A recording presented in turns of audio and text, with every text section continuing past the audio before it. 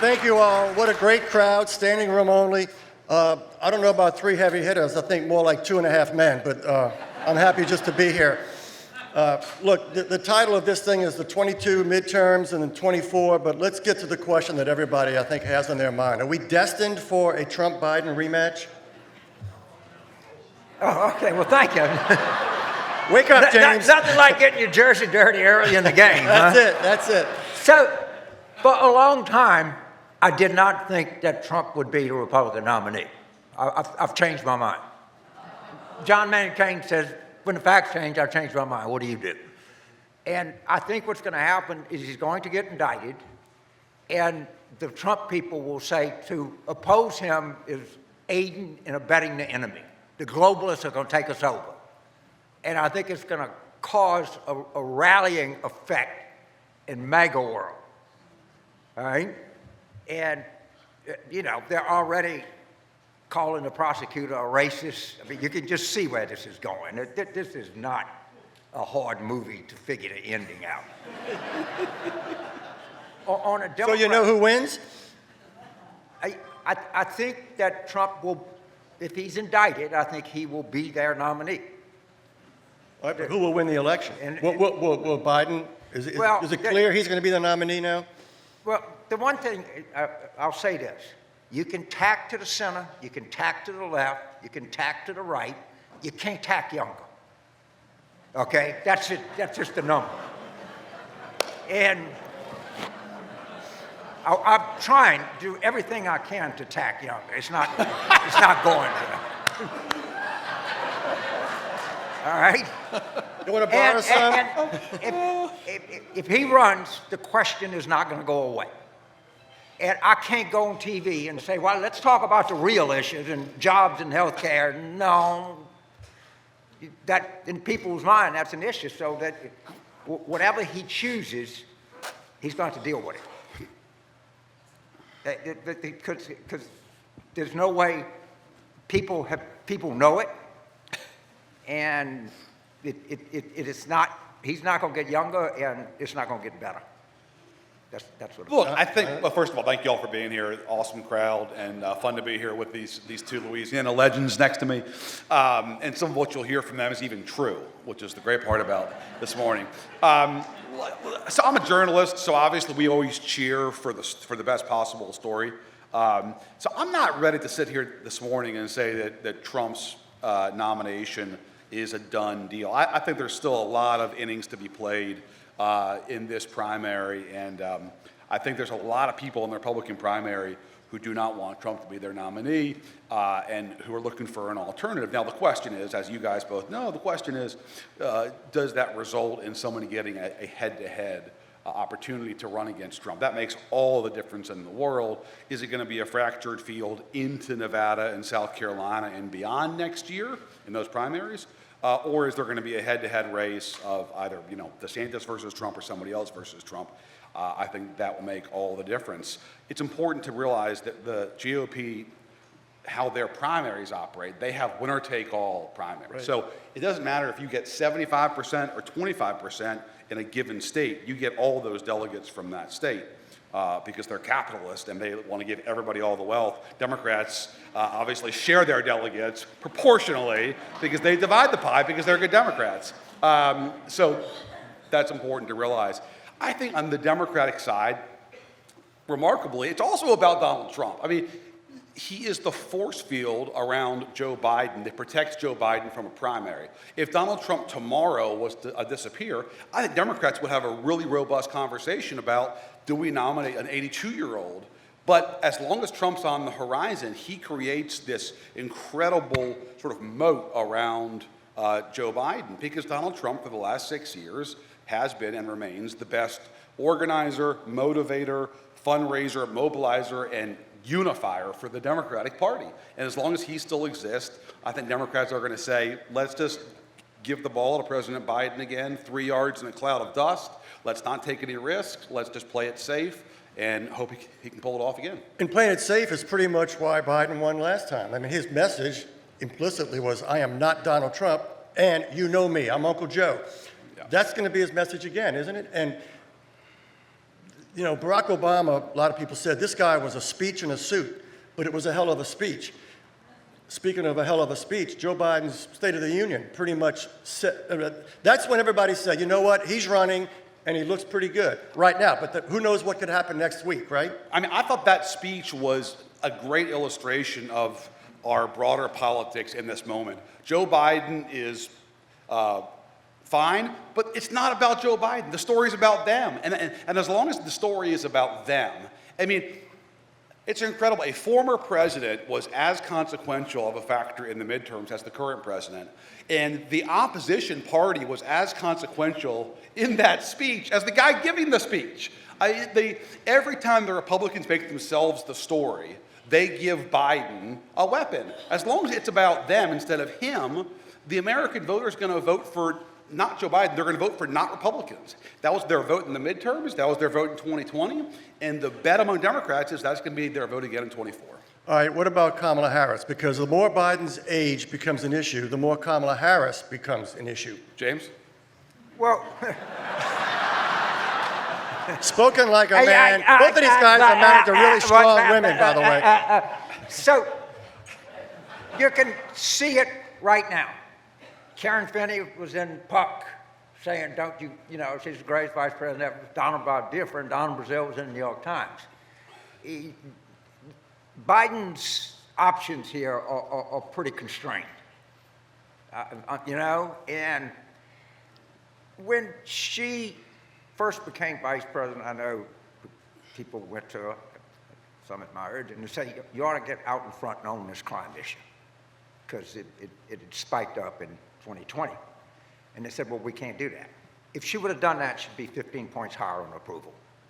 If she was going around the country doing town halls, proposing model police reform, et cetera, et cetera. She was the prosecutor in San Francisco. She was the attorney general in California. It fit her profile to a T. But can she still do that? Is it too late? I probably. I don't know her very well. Maybe her heart's not. I don't know. But if that one thing, she would have a profile. So, what do you know her for? The border. That's the Republican message. She failed at the border. But this is the issue. She got busted. Everybody has failed at the border. It doesn't have I don't see her having a signature. Okay?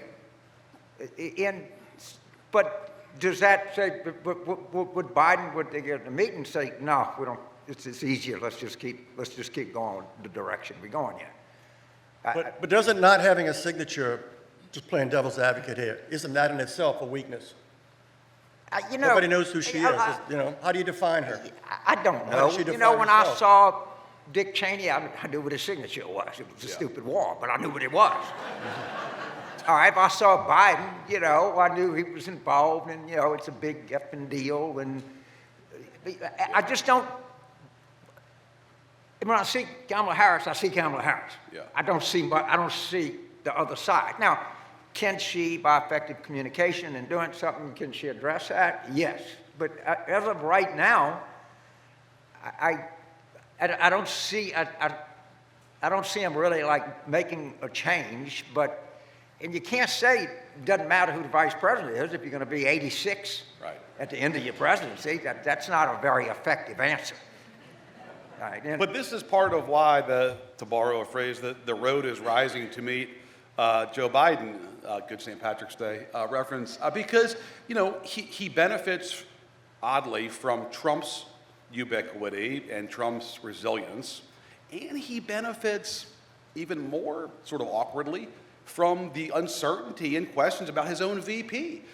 No Democrat wants to say this out loud, but if you put them on truth serum, or at least tell them they're off the record like I do, they'll tell you directly that they don't want to have a messy primary. They don't want to answer the question about, well, okay, you don't want Biden to run again, so if not him, do you want the VP to be the nominee? That's the only question they fear more than the question about, do you want Biden to run again? They don't want to answer that question. They don't want to grapple with the awkwardness of that question.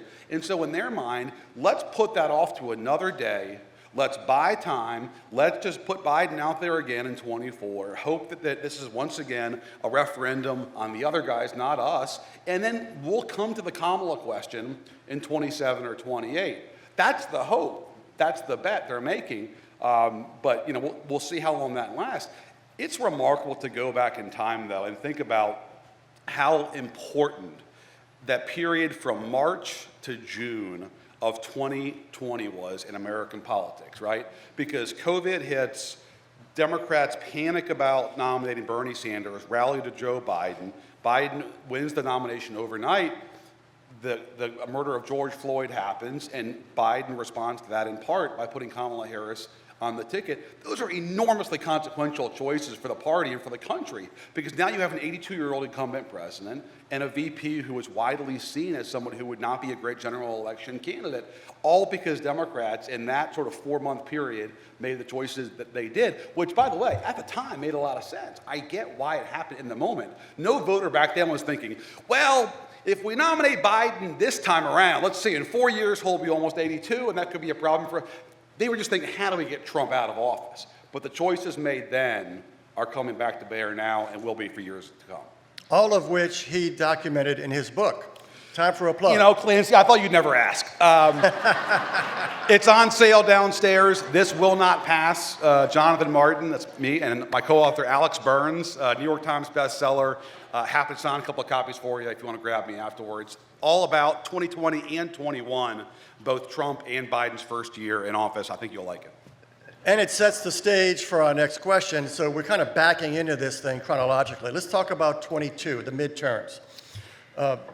We thought, not we, the quote, the media, not me, but the national media said, we got the red wave coming, and it turned out to be a trickle. What happened? Well, and why? I said a couple of days before the election that just to prove that a blind squirrel can find an acorn every now and then, you can walk around the Tulane campus. I said, and I was looking at, Jonathan, as you know, y'all all know, I was looking at 4 or 5 Senate polls a day. Yeah. And I said, I just don't see, I don't know if we're going to win, but I don't see us getting beat bad anywhere. And I was looking at Nevada and Georgia and Pennsylvania and Ohio and more places than that. And you didn't see it in the polling averages. And so what happened? All right, this is a giant debate. You'll figure out what side I'm on. There were Democratic campaigns who went and fooled around in Republican primaries, if you get the drift, to get the craziest Republican nominated. And the whole media, Manhattan, Northwest Washington, Central Boston, this is terrible for democracy. These people they're taking risks with our democracy and the guardrails. And when people say that kind of shit, they don't know what they're talking about. Basically, the Democrats played a Republican trick on the Republicans, right? They're trying to win the election. And if they think candidate B is more beatable than candidate A, then they're going to do everything they can to get candidate B. And I'm sorry, when I ran campaigns, I had one obligation, to win. All right, I wasn't here for guardrails and democracy promotion and that. And by the way, it worked pretty damn good. The best campaign of the entire cycle was Josh Shapiro, who I don't even know. But let me tell you something, man, that dude was aggressive. This is the Pennsylvania governor. The Pennsylvania governor. So what happened is they nominated a lot of insane candidates. I'm not being provocative here. Blake Masters didn't think we should fight World War II. I actually thought that was kind of sound history. I didn't know I got the World War II museum. Maybe I shouldn't have gone. I mean, the guy in New Hampshire, Mastriano in Pennsylvania, they got involved in that House primary. Don't forget Dr. Oz. Yeah. All right? We won a seat we couldn't win. And I think for everything I see, they're just doubling down on crazy. They ain't looking back. Look at who they nominated for the Wisconsin Supreme Court. Look, the party took all the wrong lessons from Trump about never having to leave the bubble of your primary voters, okay? They saw Trump never leave kind of the Fox MAGA world, and so they thought, well, hell, I could run and win a primary and never talk to the press, never talk to the broader electorate. I can just stay in the same bubble. And guess what? When you're running in Wisconsin and Arizona and Pennsylvania, that's not how the world works. You have a much larger electorate, and I think that hurt them. I break it down as sort of the 3 Ds, all right? The first is duds, which is what James just eloquently explained. These candidates were duds. I mean, there were a roster of terrible candidates. In the Senate and in governor's races, candidates do still matter. Yes, we're in a shirts and skins, red and blue polarized environment, but they're still swing voters, and candidates do still matter on top of the ticket.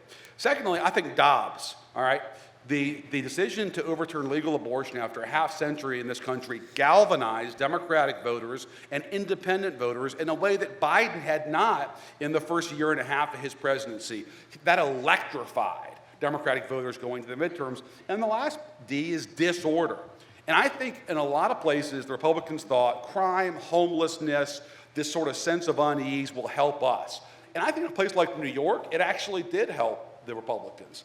But disorder more broadly about the health of the country, about Trumpism, about the aftermath of January 6th as brought home by the 1/6 Commission, and then lastly, the October surprise that nobody talks about, which was the attack on Paul Pelosi. And the response to that attack by a handful of Republicans, I think a lot of Americans saw those kinds of things and said, I don't love Biden, I hate inflation, but I can't be for those guys, because I just can't be part of that crowd. Those candidates, that rhetoric, that culture, it's just not for me. And I think the 3 of those things, Dobbs, duds, and disorder, really helped Democrats. Yeah, look, and the Dobbs thing, actually, I was the only national Democrat to go to Kansas and campaign for actually the no side. Don't ask me how the ballot was, but if you wanted to maintain abortion rights, you voted no.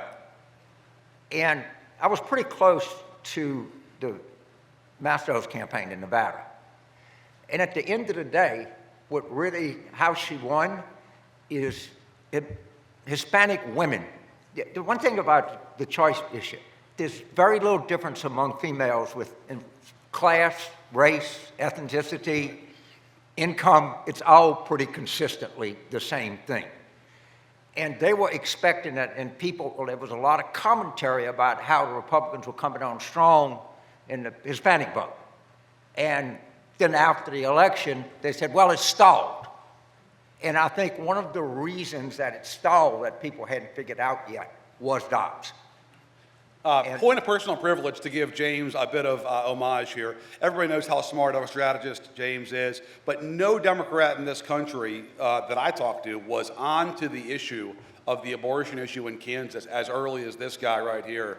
He saw it, the second it was on the ballot over the summer, James realized that was going to be a sort of tentpole moment in the midterms. And sure enough, that overwhelming referenda in August of last year presaged what was going to happen this fall. A massive backlash on abortion rights taking place in the middle of the country. Yeah, and it's going to continue, but what it does is it certainly puts a floor. All right, and I do think that was very critical. Yes, post-college white women, yeah, we're going to get 92%. All right, but it's down ballot where this really matters. And as they keep doubling down on these more and more insane laws, it's going to keep digging. It's going to keep digging. Part of the lesson, perhaps, was be careful what you ask for. You might get it. Does everybody remember the look on Mitch McConnell's face when Dobbs came down? Oh shit! It was right, and among the Republicans who really understood what happened. No, and speaking of truth serum, if you put a lot of Republicans in Congress on truth serum, and you ask them about what could change the course of the midterms, some of them would have said, and precisely, some of them did say, if the court does overturn Roe. And it's so striking because Donald Trump's biggest legacy, certainly in his own party, but perhaps more broadly, is appointing the 3 judges who overturned legal abortion in America. And Donald Trump doesn't talk about the issue today because, first of all, he doesn't have the language of the movement, but second of all, he's kind of embarrassed about it, and it's kind of, he thinks it's bad politics. Well, also, I think deep down, he's not anti-abortion. I mean, come on. That could be it too. Right? That could be a factor. Let's just put that out there. That could be a factor, Clancy. Yeah, possible. I mean, look, it's So a let's roll it stretch out. already when he holds the Bible upside down, Let's right? roll Come it on. out. That's it. Looking for that 3rd Corinthian. What's that? Looking for that 3rd Corinthian. And 3 happily married men up here, and all the happily married men out in this audience. Is there any force more powerful than a pissed off woman? I mean, come on, seriously.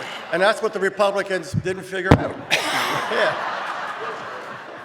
No. right. So what do you think is, well, let's carry Dobbs forward. Is that still an issue going into 2024? Because it's pretty obvious Biden is not going to expand the Supreme Court, right? Yeah, it's certainly an issue because the Democrats will say if the Republicans take back both chambers of Congress and the presidency, that they'll move forward with a federal abortion ban. Now, in reality, I think that's unlikely that would happen. I don't think the votes are going to be there, and I don't think if the votes were there, there'd be a desire on the part of the leadership to do that. But I mean, all is fair in love and campaign rhetoric, right? So That's a fair issue. That's not a trick question. right. Are you going to vote for a national abortion ban or not? That's a very relevant question that a candidate would be expected to answer. Here's where it gets interesting to me, even before the general election. I think that issue is going to be central in the Iowa caucuses on the Republican side, because the Iowa caucuses are not entirely. But In both parties, right? Well, certainly on the Republican side, because the presence of evangelical voters in Iowa are a force out there, and Trump's lack of ability or interest in talking about that issue, his biggest legacy as president, is going to be used by his rivals, none more effectively than his own Vice President Mike Pence, who I'm telling you today is going to go to Iowa and talk about the Dobbs decision and talk about his desire for a federal abortion ban in a way that's going to jam Trump and make Trump have to say what he actually thinks on the issue, which I don't think is going to be what the evangelicals there want to hear. So watch that issue, how it plays out in the Republican caucus next year. I'm going to give you a tip. Watch television, cable TV, the night of April the 4th. This is an earthquake off-year election. The Wisconsin Supreme Court is 3-3, all right? This is going to decide. This is the swingiest of the swing states. Right. All right, that's been plus or minus 20,000 here, okay? And if, depending on what happens, this is going to be like the Kansas referendum. This is going to be one of these things that you wake up one morning, you don't know about it, you pick up the paper the next day and you go, holy moly, look at this. And that's going to be something that you just want to put in your calendar. You know, I want to be home or go watch the election return with friends. Because that race is going to have a huge effect going forward on enthusiasm, on how to frame an issue, how to do, and the lines are complete. There's no ambiguity in who you're voting for here. It's really clear. Now, the one problem the Democrats have, and I just point this out because I don't know the answer, and I don't know that anybody else does. In 2022, we had really low black turnout, all right? And it was low everywhere. And some of it is voter suppression, but it was low in North Carolina. It was low in Wisconsin. It was really low in Georgia. And if the Democrats don't figure out how to get more young people, particularly young people of color, out to vote, we're going to get trampled by the older demographic.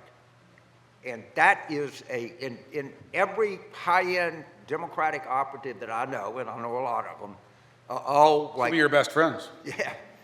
It's all like, I ask people, and I ask young, and no one if someone tells you they have the answer, tell them to give it to me, because I certainly don't.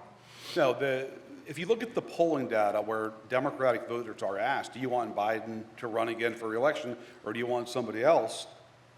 The numbers are pretty straightforward. A lot of Democrats want not to nominate somebody else in 24. And if you drill down on that data, as James sort of alludes to, you'll see a lot of the voters who say they want somebody else, these are Democrats, are younger Democrats who were just not terribly enthused about Joe Biden, don't tend to see him or follow him in the news. I mean, Biden is such a departure from the last two presidents who were very different in a lot of ways, Obama and Trump, I noticed. But what they were similar, because they were such dominant figures in the culture. They were bigger than politics. They were larger than life figures in the zeitgeist. And Biden is not. Biden is a throwback. Probably the closest thing is Bush 41. He just wasn't a big figure on the cultural landscape, right? And I think that hurts Biden with younger voters who don't see Biden and his presence online. He's just not really a factor. And I think that that's going to be a challenge for him to what James is saying in terms of getting those folks galvanized in 24. I don't know. Maybe that's the role Kamala Harris could play. Can't she motivate black voters and women, younger people? Wasn't that her base? To the extent she has a base in the Democratic Party? The base of the Democratic Party, first of all, in nominating a Democratic president, nothing is remotely close to the power of Southern blacks. I'm sorry. Well, and that's We where lost New the Hampshire. turnout was lost. Obama okay? lost New Hampshire. Biden lost New Hampshire. That's just a place where reporters go to cover each other. Okay? Well, there's our takeaway line. Once you head down to our part of the world, that's where the decision is going to be made. All right? Say But hello to my little Hold friends. on, James, do you think that the change in the Democratic primary, as most of you know, Democrats have changed their calendar, led by Joe Biden, conveniently, to begin with South Carolina, a state he did very well in, rather than Iowa and New Hampshire. Do you think those rules stick in 28 after Biden's leaving? I don't know. I know the people, so New Hampshire has their primary. It's great. They're gonna keep doing it. They got 2 Democratic senators and 2 Democratic House members. Right. And they view the New Hampshire primary as we like at the Super Bowl coming to town. All right? But they get it every 4 years. And the ostensible reason they give is they want to give to respect the contribution of Southern blacks. Well, they had all the power in the world. Right. All right? But, I don't blame Clyburn. South Carolina wants to go first because they want the Super Bowl. But it also, Remember, but for Biden, the primaries will be, the process will be over after South Carolina, just like it was Right. in 20. So you were fixing a problem that doesn't exist, and you're really, if Al Gore By would changing have the calendar. carried New Hampshire, he would have been president. New Hampshire is not Vermont. Get that through your head, okay? It's not Vermont or Massachusetts. And I think what they were scared of, because people look at what Gene McCarthy, Lyndon Johnson was running for president This is it. in March of 1968. Right. Understand that. So McCarthy gets 32% Right. in New Hampshire. Pat Buchanan, 92, literally yeah. 92, pretty much ended Bush Sr.'s campaign. And so J.B. Pritzker jumps in the New Hampshire primary, Right. and it's quirky. He might get 35%. Yeah. He wouldn't do the same thing in South Carolina. And Biden feared that scenario. You don't need. Yeah. I don't need inside information to figure that out. I'm like an astronomer. I see a planet there, and I know there's another one beyond there. I got the calculations all figured out. Yeah, Biden feared that scenario of losing 32% to candidate X in New Hampshire, being embarrassed and being weakened for the fall. So he said, bye-bye New Hampshire, we're going to put South Carolina first. Quite the power play. What I'm just curious about is if that sticks in 28. James mentioned that 92 race where Buchanan weakened George H.W. Bush. I'm trying to remember, who won the Democratic primary in New Hampshire that year, James? Paul Songas. But we went out early and claimed we won. We're a comeback kid. We lost by 8 points. Was that your best spin ever, where you had Bill Clinton go out on stage at like 7:45 on primary night and call himself the comeback kid when he got his ass kicked in the primary? It's pretty good. but one of the things that we learned in '92 is people just wanted to change. They would make excuses for him in focus groups. All right? And when people want a change, they're going to get the change. And I think that's what looming somewhere in the American political system. Since I'm wearing my Saints hat, I'm going to use a football metaphor. What y'all are saying is that we're going to South Carolina first because Biden said, you know what, we're going to go right to the fourth quarter. Let's just play the fourth quarter right now. Sure. And we'll figure out who wins, and that's it, right? Yeah. I understand what they're doing, I understand why they're doing it, but you're also running the risk of, if you're a caterer in Manchester, New Hampshire, man, that's all figured in your financial projections for the year, all right? You're an Uber driver who loses a lot of money there. I mean, these things are big events. But, James mentioned the change election. That's been the recurring theme. That's been the constant in American politics the last half decade. Basically, every election's been a change election. That's why, in part, Trump won in 16. That's why Biden won in 20. That's why there was a backlash against Trump in 18. Biden's bet, 24 is not going to be a change election. It's going to be a continuity election. We'll see how it holds up. All right, but look, turning back to 24, assuming Trump is a nominee, Pence is going to be one of his opponents as of now in the primaries. Who does Trump pick as his VP? So it's a great question. I think the undercard shadow primary that's going on as we speak is actually one of the fascinating storylines in the 24 race. The candidates who are either running for president or not running for president, but what they have in common is they're actually running for VP. Let's start in Arizona with Kerry Lake, who lost the Senate race. Not a lot of Kerry Lake fans in this room, I don't think. I'm shocked to see that at Tulane. So I think, at the Book Festival here, I think, look, Kerry Lake in Arizona, I think, she's already been to Iowa once. There's no doubt about that. You start with her. I think the governor of South Dakota, Kristi Noem. I think Elise Stefanik in New York, who's the only, Stefanik's even worse than Kristi Noem. By the way, Stefanik, the only member of the House GOP leadership, as we sit here in mid-March, who's endorsed Donald Trump for president. Kevin McCarthy, are you listening? And then lastly, look, I think Tim Scott and Nikki Haley, who both may run for president themselves, but I think both will be looked at as VPs. I think all of those folks, I think it's very unlikely that there will be a white man this time around, no matter who the Republican nominee is for VP. Look, this is, they're going to do what MAGA wants. All right? Understand that MAGA was there before Trump ever came. They let him use it because they agreed with him. And when he tried to depart from MAGA, remember he went to North Alabama and told him to get vaccinated, and they literally booed him off the stage? All right? He dropped that message real quick. You look at these texts, these Fox News texts. They don't have any leeway. If you deviate 1 centimeter from what they want to hear, they're not interested in the truth. Are you kidding me? Are you kidding me? The guy makes the call, the most consequential and far-reaching call ever calls Arizona at 9 o'clock election night. He turns out to be exactly right. What he got? He got shot. All right? They're not looking for profits. They're not looking for anything. Well, how are you spelling profits? Somebody can predict. They want what they want, and they want it now. And they don't. And the last thing they're looking for is the truth. They're looking for confirmation. And if you don't give them confirmation, they'll get confirmation somewhere else.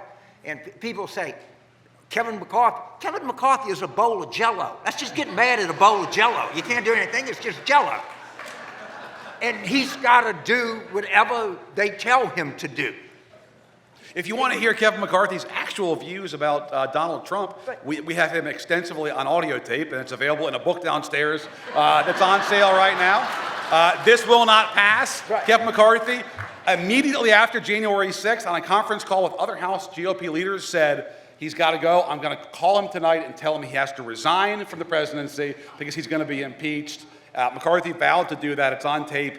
He denies saying it. We have the tapes of it. It's all in the book. You'll love it. Yeah, sure. It's, like I said, Truth doesn't matter. it does not, Jell-O does not care about the truth. It's just freaking Jell-O. Shape-shifting.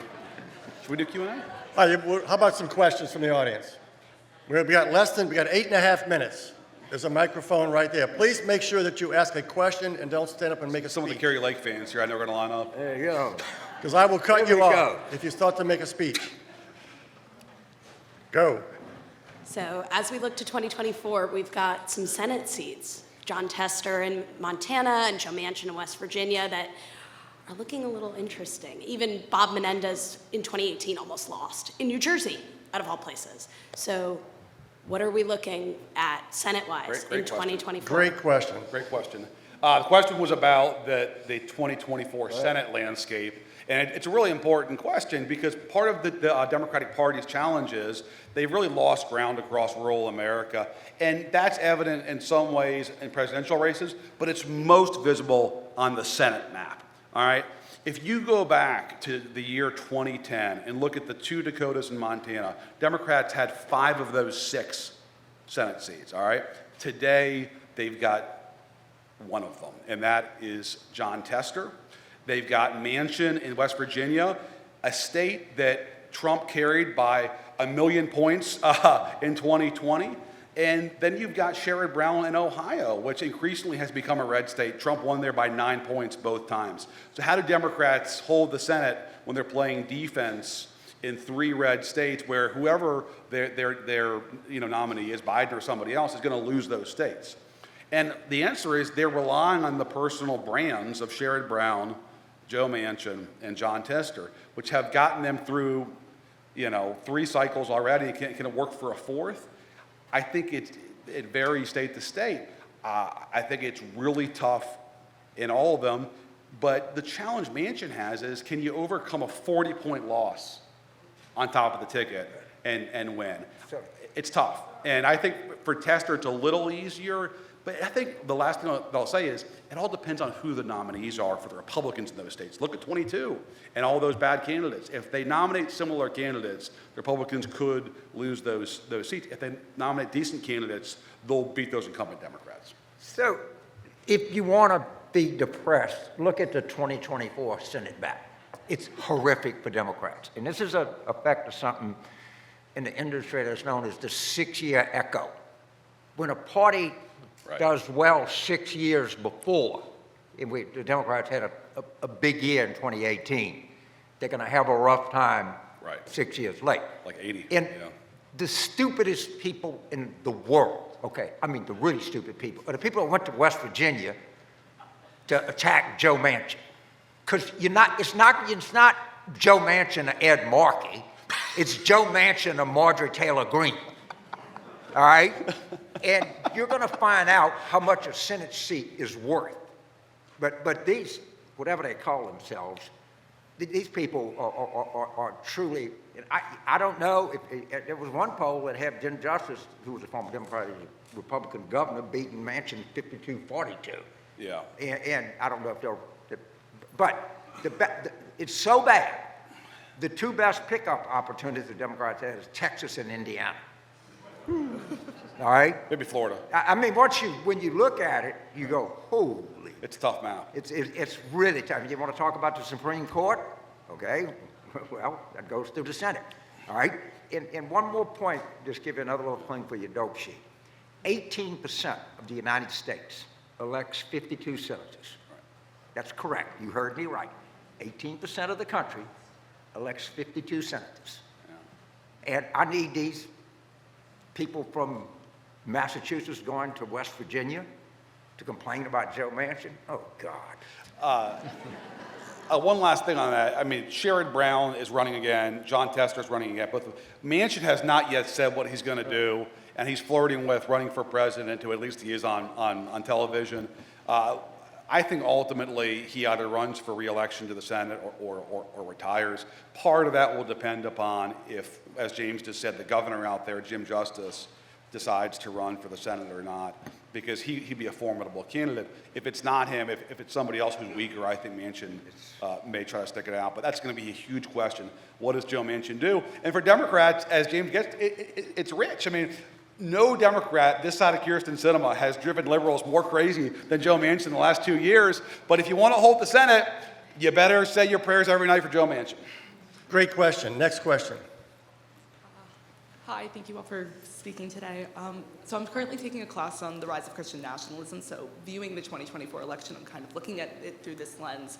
NPR recently reported that 50% of the Republican Party subscribes to Christian nationalist thought, and the Christian nationalist movement has the highest turnout of any group in the country at 92%. So what's the question? I was just wondering how the Christian nationalist movement will maybe impact Trump's primary nomination in the 2024 election moving forward, especially after January 6th and the October surprise and all of that. The question is, how will nationalism affect Trump's chances of getting the nomination among the Republican Party and then the general election in 24? Christian nationalism. Yes. So Trump's batting 500. Okay. Go ahead, James. Yeah, this is like really insane, anti-American, anti-constitutional, anti-anything that you could come up with. It's, I think a third of this country is just crazy. and not just crazy, but trashy. Next Sorry. question. Let me ask you a question. How many polyesters did Marjorie Taylor Greene have to shoot down for that white coat she was wearing? Here we go. He almost got to the end on Marjorie Taylor Greene, folks. He almost got there. He just couldn't resist. But he hasn't said the W word yet. He hasn't Whoa. said it. Yeah, exactly. Go ahead. Yes, sir. WT. James, you said that you expect Donald Trump to be the Republican nominee. But is that who the Democrats want to be the Republican nominee? Yes. It's certainly what Joe Biden wants.